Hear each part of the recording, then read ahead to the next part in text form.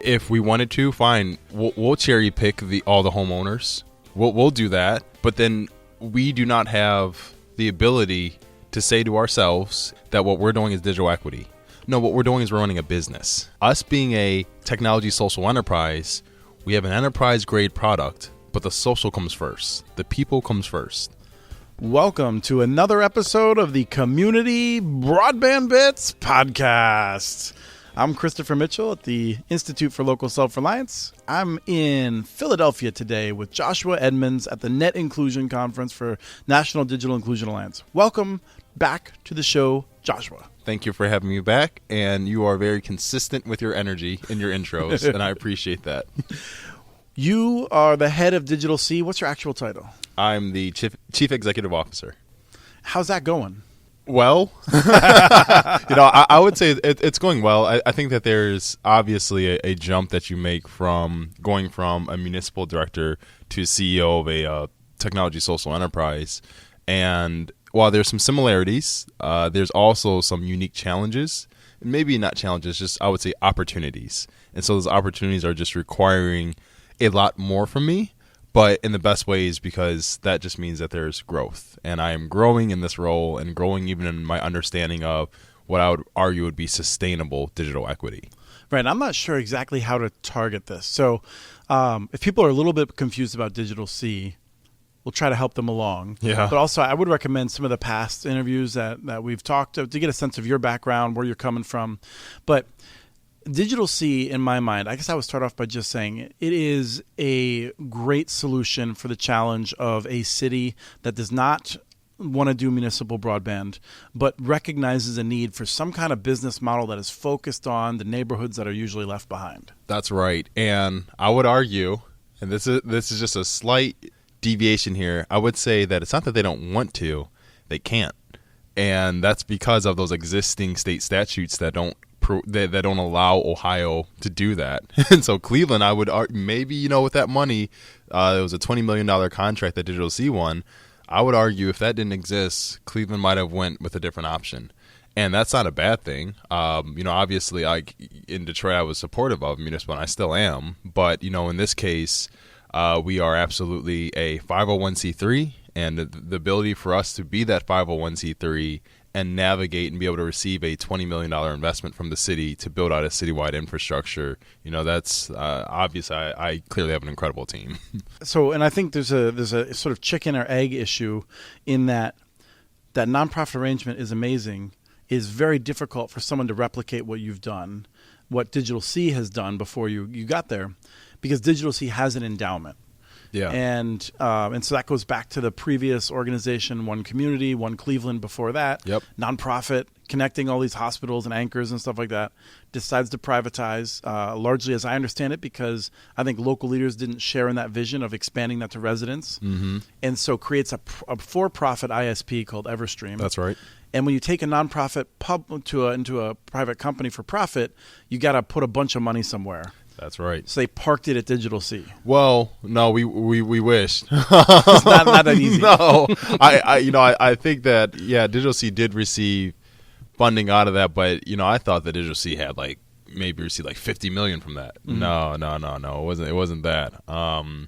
But I think what's even more interesting is DigitalC during its infancy. It's incorporated in 2016 as a nonprofit, and we didn't really start building the network until 2018, 2019. I mean, that's when DigitalC connects its first customer, 2019, right before the pandemic. And so largely a lot of what has happened and the funding that was exhausted, I would say maybe in the past, was exploration funding. We'll sponsor a hackathon over here. Mm-hmm. We'll work with the Water Alliance over here to come up with smart water solutions. I think they were just trying to find their footing. And then obviously, if you look at the capital expenditures needed to build a network, even with what DigitalC had in its reserves, it was not enough to be able to build what I would argue was a competitive network. It was enough to showcase a proof of concept. And so, I think that might be maybe a little bit of a golden nugget for any of these other communities who are like, man, I would love to start, but I don't have the $20 million contract that DigitalC just got from the city. Well, it's like, we only got the 20. off of the proof of concept that was already built initially, and that did not cost us 20 to build. Mm-hmm. So let's talk about that then, and also we'll talk about the technology some, because that's a question I've often got when I've interviewed you before. I don't always want to get too technical because some of the audience is really into it, some of the audience isn't. But I want to go a little bit deeper with you on the technology.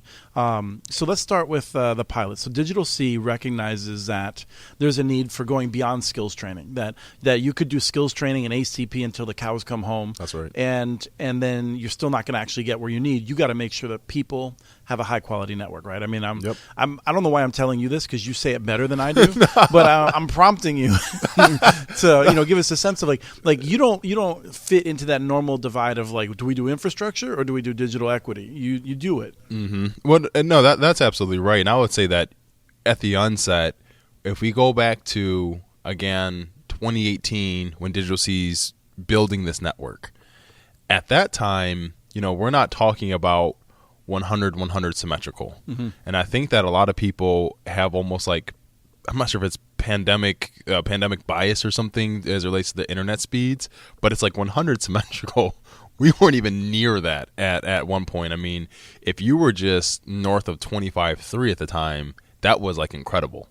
And so if you go back to that, that's also during the hotspot times when it was just like the digital inclusion interventions were largely you get someone a computer and get someone a hotspot and direct them to a class. You were fully digitally included. The goal wasn't to have a great experience online. It was to make sure that you could do the minimum that you needed to do. That's correct. And so then DigitalC says, well, no, what happens if we said, let's go double the standard? It's 25, let's go 50. Let's see what that gets us.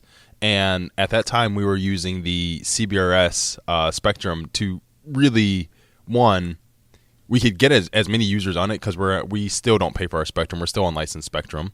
And so with that unlicensed spectrum, we were able to get a significant amount of users. And when I say significant, again, in 2019, we connect our first customer.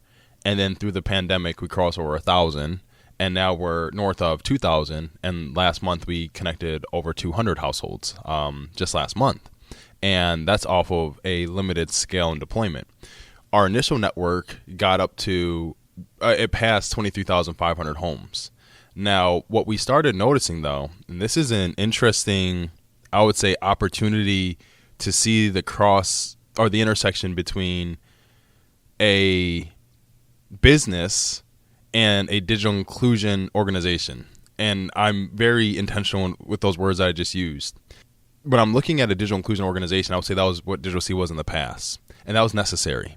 DigitalC deployed the services in the hardest to reach neighborhoods where the underconnectivity was the highest, the percentage of people being underbanked was the highest. All those alarming population indicators were essentially the methodology that DigitalC used to justify building networks. But the issue with that is trying to build a sustainable model off of it within those neighborhoods. It's difficult when those same people are living lives that are, in many cases, on the fringes of a number of things. And so as a result of that, DigitalC kept getting customers and kept losing customers because trying to serve a very transient population was difficult. Churn. And the transients and even just the limitations of the network at the time, coupled with people not knowing us, and then throw the pandemic in the mix, that made it really, really difficult. And so from a business standpoint, it didn't make too much sense. But from a digital equity standpoint, it made all the sense in the world. Yeah. And trying to get to that middle has been a unique challenge.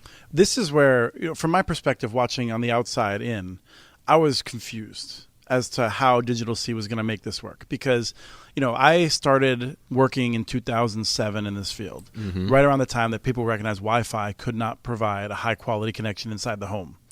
And for years, I've been telling people, we don't know how to solve the problem of single-family homes, getting them high-quality internet access, because there was no good wireless solution in most cases that was affordable, that we could actually make it work. And so, companies like Starry were like, we're doing it. We're doing this. We're going to do this high-quality work. And then they went bankrupt, right? That's right. And I was like, okay. And we saw a number of companies, I feel like, over the years. And what we found is that wireless solution can work really well with apartment buildings, rooftop to rooftop. It could be amazing. That's right. But nobody was really making it work on a single family home, and DigitalC was like, "We're gonna do it," and I was Yep. like, "Good luck," Yep. but I don't understand Yep. how.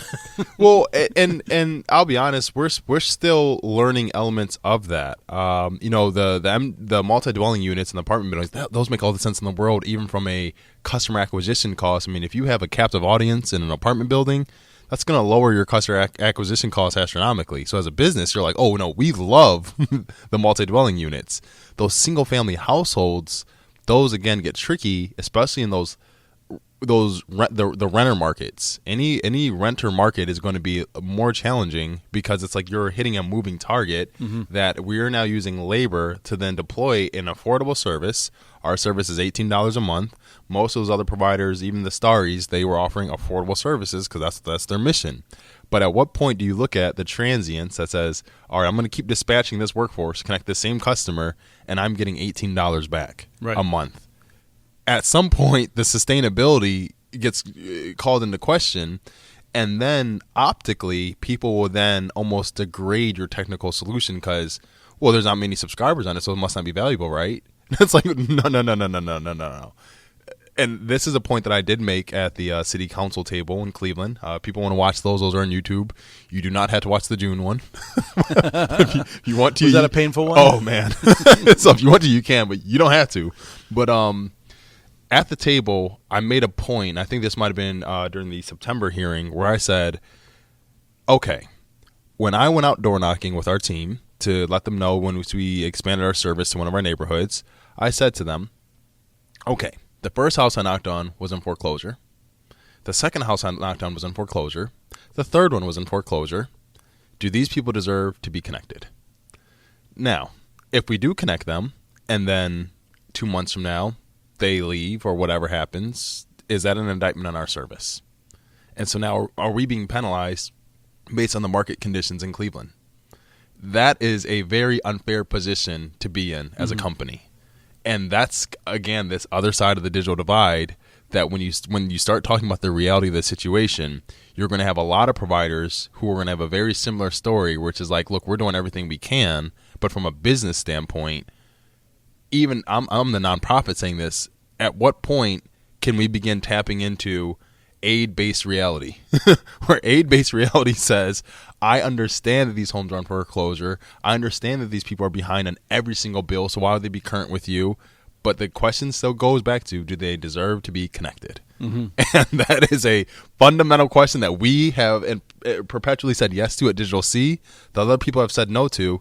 And I'm not saying I fully agree to them saying no, but from a business standpoint, I absolutely understand now. And I didn't understand that before. What's kind of interesting is there's a wonderful book, How the Other Half Banks, by Mirza Baradaran, and it talks about the history of banking.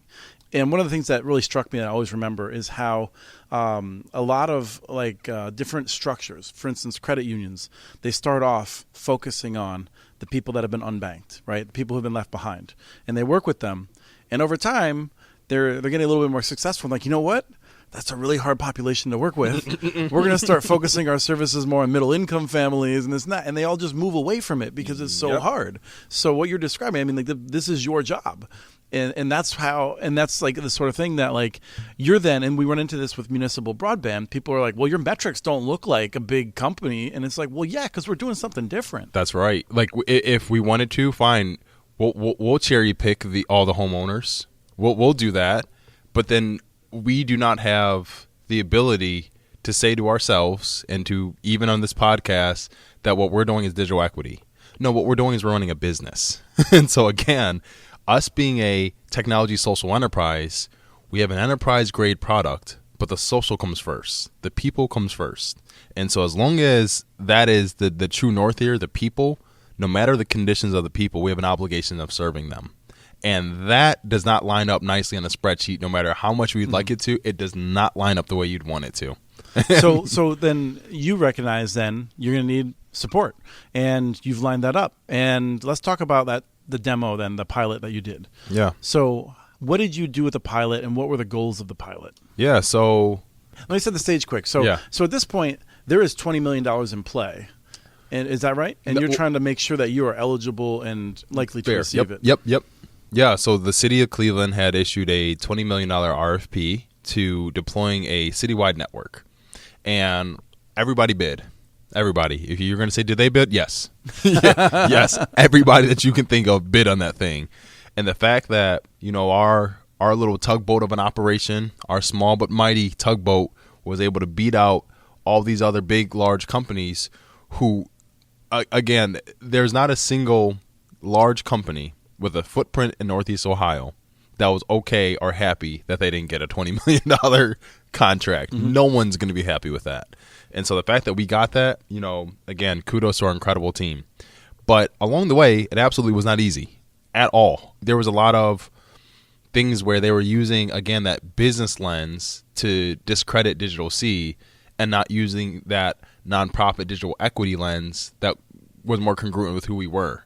It's almost like the athlete who was maybe the swimmer, and they're saying, well, you didn't score any goals in water polo, so you don't know how to play. And it's like, no. I'm familiar with water. I absolutely am. Different sports. But regardless, we finally got enough feedback from city council, and they said, look, in order for us to really believe that you all can, one, hit your speeds, because they didn't think we could hit our speeds. They were saying, I had my doubts. When they were saying that our speeds were slow, which, again, I go back to, no, you have pandemic eyes. Mm-hmm. Like 25.3 at one point, that was the standard for high-speed internet. So the fact that we were delivering 50 over 5, like, again, that was a good service, especially for $18. Like that's today, that's still a good service. But regardless, we had to let them know that we could deploy 100 over 100. Now, here's the thing. We could do that in the MDUs because we could use the existing cabling infrastructure that was already going there. So, yeah, we could do that. But no. We want to see you do it in a neighborhood.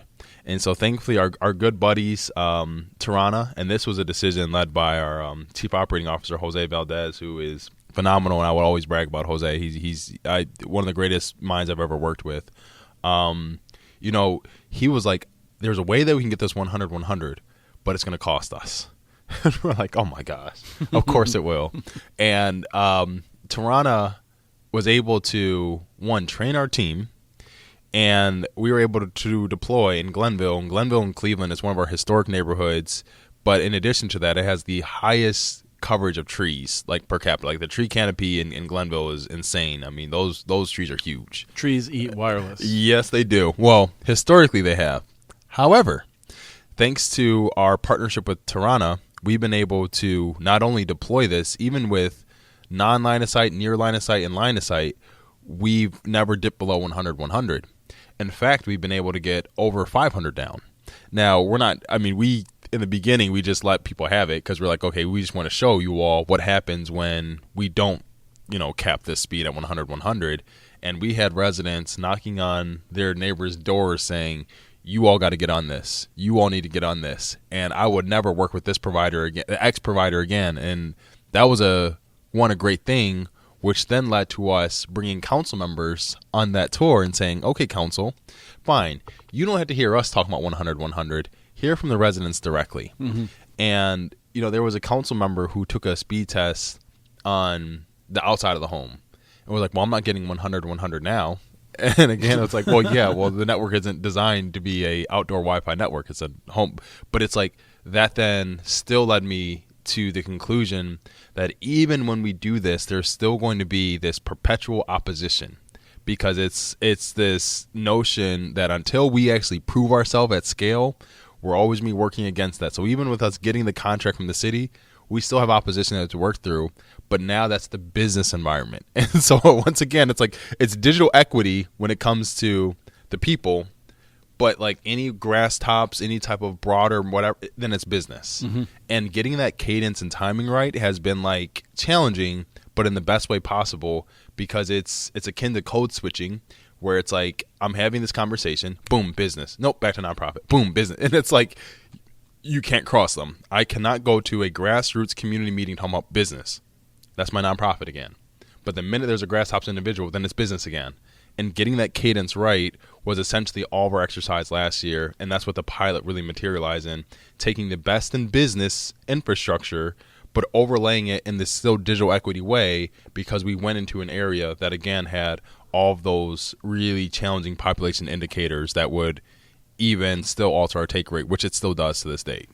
I don't know how many ISPs use Tirana and offer services for less than $70 a month. Yeah. I mean, the thing that you hear about Tirana is that it's really great. It works in a lot of different situations. Yep. But that it is spendy. Yes. And it makes sense that might be the case. That's right. But with 18 or 19, I always get confused. You said it twice, and I lost $18. $18 a month. Yep. So even with significant capital grants. Is that something you can keep going? Yes, we hope. Yes. And here's why. So to your point, yeah, $18, even at let's just say a customer acquisition cost of $600. That's high. It's really high. And $18, you're like, well, where do you all even break even? Was it 5 years every year? And that's the assumption that someone stays in their home. Mm-hmm. Here's the value of what we're doing, though. We signed up within this RFP to connect 23,500 households. So all of the money that we have right now, all the capital expenditures, once that's built out, well, then our operational costs lessen significantly. Because it's like, well, now we're not obviously prioritizing building a network while simultaneously trying to sign people up, while simultaneously trying to do this. It's like, no. Us being able to eliminate the biggest capital expenditure expense, which is building the infrastructure and network, then allows us over time to model sustainability. Now, in order for us to model sustainability, just off of our internet alone, that doesn't talk about all the other stuff that DigitalC does, but just off our internet, we will need north of 30,000 customers, which is absolutely possible for us to do. The beauty about Tirana's equipment is the coverage and radius, especially as we have towers in the periphery of Cleveland, we are going to be able to hit the surrounding suburbs too. We know that. And so as a result of that, we will be able to do specialized rates in those other markets. We're not held 18 everywhere. Mm-hmm. We're held 18 in Cleveland. And so there is not only that, but if you have a household that is doing well in Cleveland that can get your service, are you able to charge them more, or are you obligated to do $18? So we can charge them more for a different tier. So we can tier. And so the $18 corresponds to the 100-100 price point. Now, that's the service that we agreed to sign people up with the city of Cleveland. So we're committed to that $18 100-100. That's our premier. However, again, this thing can go north of 500. And so if we're doing that, there's a really unique opportunity there.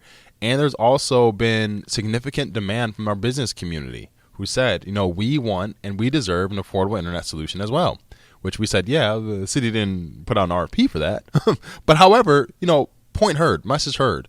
We absolutely do agree that there's needs that exist outside of residential. And at some point, we would like to grow to meet those needs too. And so I think that there's a unique pathway of growth for us that's still born out of the same mission of digital equity, but it can be sustainable digital equity that allows us to think smarter with the assets that we have and leaving enough room for us to grow to be that legitimate premier internet provider. We just did it in the inverse. We didn't make our money, then say, okay, now that we made our money, let's do this low-cost program. It's like, no. We started with the low-cost program, and we're committed to that being the center. But then over time, if someone's like, hey, I just need a bit more. It's interesting when the single-person household is just one person in there, thinks that they need the 300 to 400 megs, which is really interesting to me because I'm like, no, you don't. But they do. Oh, man. I'm like, it's the most interesting thing that I'm hearing even locally in Cleveland. People reach out and say, I would take it, but, I need more than 100. I'm like, no, you don't. But okay, allegedly you do because you've been fed this more great consumerism marketing from the other folks that every year they want to upgrade you because you deserve faster. When it's like, bandwidth doesn't always correlate with speed, but the one of the greatest points I'm going to make here is I can understand why these other telecom companies are how they've been able to make so much money off of continuously marketing increasing costs when in reality they're taking advantage of the lack of knowledge people have about the telecommunication industry. Right. And that is a phenomenal thing to do. Right. So if I'm on a gigabit and my neighbor's on 100 megabit, it costs the company basically the same amount of money. Yeah. I'm just giving the company more money. Yeah, exactly. And it's like you're not even getting the gig consistently. That depends on who you're getting from. But it's like right. And it's like we know this, but it's like people are able to take advantage of that. And so there's some it's interesting now that we're doing this because we're seeing the marketing stuff. I mean, we will look at. I mean, these are obviously content companies that we're competing against, and because of that, they do content really well, or so we think. And as a result of that, we're now cross-examining every single little piece, and we're like, that fine print doesn't really, and it's just really revealing, especially when we're engaging with people where it's like, guys, our service is literally $18. Our ping is anywhere between 10 and 20. That's phenomenal for gaming. That's like ideal. But it's like we're doing this. We have this great product, this great service, but yet this more consumerism has really crept in, and now people are looking at even our 100 service as if that's not enough. Mm-hmm. And that is wild to me. Yeah, no, I agree. I mean, there's I would say for the vast majority of things that I do in my house, 100, solidly delivered, reliable service meets the need, right? Like it's latency that you want, which means that if I'm loading a web page, I want it to load quick. And that has more to do with things other than the bandwidth necessarily. Yeah. That said, there's definitely times where I'm just downloading or uploading something and I'm like, man, I'm at the max and it's a big file. And but anyway, what I'm more interested in talking to you about, I think, is then so $20 million. Is this a situation, and I think there's even more coming from the state, right? You have another opportunity. So, 10 from the state. So you've another 10, so $30 million coming your way. Mm-hmm. So how are things looking for you and your goal of making sure that, throughout Cleveland, I don't know the neighborhoods, but presumably you have 25,000-ish homes you have to hit? Well, so 23,500 have to subscribe. However, we agreed that we would build the network out citywide in 18 months. Okay. So everybody in Cleveland will be able to subscribe, but we have to have 23,500 subscribing households minimum to satisfy the requirement. Are you building out fiber then at the same time then to support those towers? No. The good thing is we've been able to just partner with existing commercial fiber providers. Mm-hmm. So, we still have our relationship with Everstream, and so a lot of our backhaul does rely on Everstream's connections, but also we've been really great at building a relationship with Crown Castle, and they've delivered every single time. I would argue that a lot of our towers go through Crown Castle, and then American Tower is the other one too. So thankfully, the fiber's already there. And this is the thing that I would say to anyone who is kind of on the fence. If you don't have a citywide fiber optic plan where you guys are going to be deploying fiber citywide, a lot of these commercial providers already have fiber in these markets do. This is more so an opportunity to partner with them. Mm-hmm. And thankfully, these partners are really proactive with supporting wireless internet service providers. And so that has made it so we're not talking about a 5 to 10 year fiber build-out plan. We're talking months instead of years. And so as a result of that, that now has led to a significantly faster deployment timeline, lesser labor costs, while at the same time a more aggressive ability for us to scale even beyond Cleveland's borders even faster because we're taking advantage of the existing commercial fiber assets that are throughout Cleveland. All right, so I'm not saying that I have any hate listeners, right? Yep. But there's some people who are listening who I'm sure are like, Chris, last time you had this guy on, he was fiber. I still am. Fiber. I am. I love fiber. I'm still with that. I look at fiber. I see the potential of fiber even beyond fixed wireless potential. I see that even from a city perspective. I mean, the use cases. I get it. I think that what we're seeing, though, at the same time, if you're going to be a city and you're going to be talking about your digital divide, and that you got this essentially as a digital emergency, then what you're going to do in emergency is you're going to prioritize the things that fixed wireless offers over fiber. 18 months. Yeah, 18 months. That's awesome. We're talking about, we're talking about months, and this isn't 18 months for everybody. Right. We have people connected now. By the end of this month, we should have north of 30,000 from our new network that we're just building now. So again, when we want to talk about homes passed, we want to talk about progress over time. Fixed wireless absolutely is going to give you the stuff that you need, especially with what Toronto can do, 100%. Mm-hmm. But at the same time, I'm not going to sit here and say that, fixed wireless is superior to fiber cumulatively. I think that there are arguments that can be made in your respective city that would then justify your involvement in whatever, our investment in whatever. I can see why Cleveland did this one, and I can also see why when I was in Detroit, specifically using the Hope Village example where they had that 45-day internet outage where the infrastructure was unstable, why fiber made sense there too. And so again, I'm not one of those people that's like, oh, no, just because I'm here, I change hats. No, No, underneath this shirt, it's still, fiber. We love fiber. No, I still do. So you're in with your business hat on. Then I have to ask about open access. Then Yeah. is there a future there where you how's that work into things? Oh yeah, no. I love open access as well. I love it. I will stand behind that. Everything that I've ever said about it, I still agree with. Open access provides the best way for competition to persist in an ecosystem. I don't care what anyone says. It is the best way for competition. I've heard people say, well, it's a race to the bottom for the consumer. Okay. If we had another 10 minutes in the show, which I don't want to spend too much time, I would think that there's a very good conversations around that. But I agree with you that it is not a horror show for everyone. No, a race for the bottom necessarily. The consumer benefits, and we've had decades of experience with open access, and it's not inevitably a race to the bottom. It's so I think the point is for us and to be clear, we also do rely on fiber. And where there's fiber that's even going to some of our multi-dwelling units, we will ride that fiber to provide our services too. So it's yes, we're fixed wireless, we're also fiber too. We're a hybrid company, so we believe in both. But when it comes to open access, that's just another point where if there's an open access network that's willing to play ball with DigitalC and that wants an affordable internet operator on their network, we would love to consider that opportunity, because for us, that's just an opportunity for us to scale. Any and all opportunities for DigitalC to be able to grow and scale, and not only the technologies that we use, but the markets where we're able to exist, that's great for us and it's great for the consumer. Our price point at $18, we're committed to that in Cleveland for a decade. A decade. Mm-hmm. That's in the contract. Let's hope those interest rates stay down. Well, and the good thing is, I'm not sure if it's good at this point, but we could adjust for inflation after 5 years. Mm-hmm. But that's, congrats, it's $2. It'll be $20. But regardless, 10 years is what we agreed to. Mm-hmm. So we're committed to this. It can't be a thing that every 6 months to a year, we got to change the price again. No, we're not doing that. What that then does is it puts pressure on every other provider in Cleveland, because now everyone knows, now we got this affordability cloud over here hanging. We can't really nickel and dime these people like we thought. Mm-hmm. And if we did, we now run the risk of them stealing the market share. So now these providers are going to have to think twice, which the days of the wild, wild west are kind of coming to an end.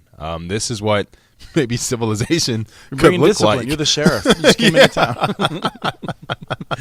So are you still doing digital equity in terms of trainings and devices and things like that? Is DigitalC still doing all that? Yep. That's exactly right. That was part of the contract as well. So with all the funding that we received, and I'd be remiss if I didn't mention the Mandel Myers Foundations. They were supporters of ours from the very beginning, even before all the other committed money. So they supported us with $20 million as well. So there's been a lot of funding that's been allocated to DigitalC, not only on the infrastructure side, but on the broader digital equity side. I mean, we do our own in-house, but we also contract with our community development corporations, as well as our 501c3s. We've been doing the digital literacy and skilling work since even prior to DigitalC's existence. And so thankfully, I have to give a big shout out to the folks at ASC3, Wanda Davis. She's, a digital equity legend, even nationally. And, we work directly with her as well. And, the classes are great. And now that we have not only Cleveland Public Library and the school district on our board, I know Shelby's going to like me saying that, that leads to us not only being able to get the awareness that we need, but also just the basic broader digital skilling curriculum support from those two entities as well. Mm-hmm. Is there a path then in which you have the $30 million coming in, 20 from the city, 10 from the state, and also we didn't get into all the politics, but there's a lot of politics around that. People want to check that out. Maybe we'll cover that in a future show. Well, we also have our panel today on that. So right, yeah, how to do this. But I'm curious, what is the path then for you to not be worried about grant funding in the future?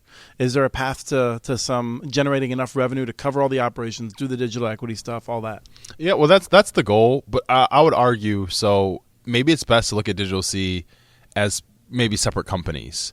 So on the internet side, yeah, that's going to be something where we want that and we envision that performing as a business, that we're going to scale as a business. We don't really require or need the philanthropic funding, though we will never turn it down. Mm-hmm. Yeah. We're still a 501c3. However, on the actual adoption side, there's no cost to that to the consumer, because the people who need the services the most can't pay anything to get it. at least nothing that's going to justify the cost internally for us from a business standpoint. And so on that side, I do believe that one is going to require some type of perpetual fundraising or perpetual funding source to support the digital equity activities, separate from, again, the network business activities. That one should be able to stand on its own because we're standing behind that product, and it's truly enterprise grade, and we do have a scaled solution for that. In 5 years, we're hanging out at Cedar Point. We're going to be hanging out before 5 years at Cedar Point. That should be next year. On our 4th trip to Cedar Point. Yeah. Are there going to be other cities doing this? Are we going to see like other nonprofits and other major metros following this model? They will. They will. Definitively, I can say that they will. What DigitalC is going to do, and let's look at just the broader backdrop here. Just last week, we announced the ACP freeze. The ACP freeze hurts which areas per capita the most in this country? The cities. And so it's like, if we know that, then what is the long-term solution? See, as long as you always have an ACP, it doesn't really force you to get into that old quote that my dad used to always say, which is, necessity is the mother of invention. Well, where's the necessity if I have this subsidy I can always point to? So when the subsidy's gone or when it's frozen, these people are essentially frozen out of this. Well, now what is the thing that we're inventing? What does it make us see now that this is gone? Oh, God, we got to figure it out. We got to go deeper. We need to go further. And what is deeper and what is further from affordability? It will be affordable infrastructure that then is built from a public company's lens, not from a publicly traded one, but one that's operating in the public's interest versus the interest of shareholders. At that point, someone's going to sit there and say, yeah, we need to then think about it this way. And so as a result, I would argue you will see more examples of these citywide fixed wireless build-outs that, again, are more cost-efficient to deliver, faster to deliver, and have now insanely competitive speeds that don't require, high costs to pay off the infrastructure. Thank you so much for your time today, Joshua. Thank you for having me again. We have transcripts for this and other podcasts available at communitynets.org/broadbandbits. Email us at podcast@muninetworks.org with your ideas for the show. Follow Chris on Twitter. His handle is @CommunityNets. Follow CommunityNets.org stories on Twitter. The handle's @MuniNetworks. Subscribe to this and other podcasts from ILSR, including Building Local Power, Local Energy Rules, and the Composting for Community podcast.